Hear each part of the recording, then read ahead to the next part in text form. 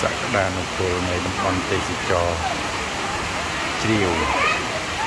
ឃើញថាថ្ងៃនេះជាថ្ងៃចុងសប្តាហ៍ថ្ងៃអាទិត្យមានប្រជាពលរដ្ឋ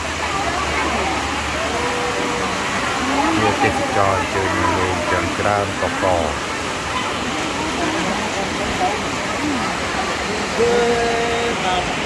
មានច្រើនតែបើកាត់ជាចំនួននៃប្រជាជនដែលលេងនៅទីនេះគឺកាត់ទៅប្រហែលជា 40% នៃចំនួនសរុបទេបងប្អូនបើកាត់ទៅច្រើនជាងហ្នឹងច្រើនបើកាត់ជា 100% គឺមានន័យថាមនុស្សច្រើនមែនតើហើយតំបន់ទេសចរជ្រាវនេះក៏មានភាពស្រស់ស្អាតខ្លាំងមែនតើខ្លាំងមានតំបន់ទឹកធ្លាក់ក៏ដូចជាតំបន់កម្សាន្តជាច្រើនដែលធ្វើឲ្យមានការទាក់ទាញដល់ចំណាប់អារម្មណ៍ភ្ញៀវទេសចរឲ្យអញ្ជើញមកលេងច្រើនក្នុងនោះមានទាំងព្រះសង្ឃផងដែរក៏ព្រះអង្គបាននិមន្តចូលរួមមកមើលតំបន់ទេសចរដែលមានសក្តានុពលនេះផងដែរ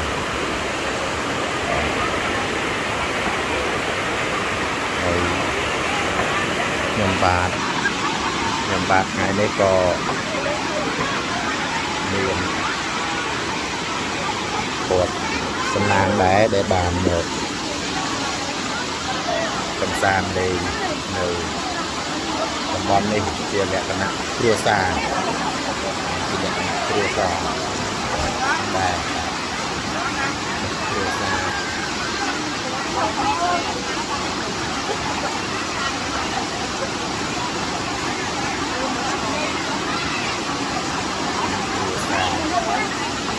ច្រើនគ្នា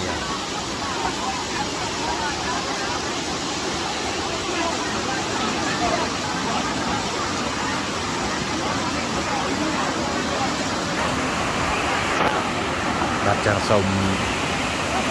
អរគុណបងប្អូនទាំងអស់គ្នាដែលបានចូលរួមទស្សនានៅវីដេអូខ្លីនេះហើយក៏សង្ឃឹមថាបងប្អូននឹងអញ្ជើញមកទស្សនានៅទីនេះឲ្យបានកាន់តែច្រើនកកដែលសូមបញ្ជាក់ឲ្យឃើញថាប្រទេសកម្ពុជាយើងពិតជាមាន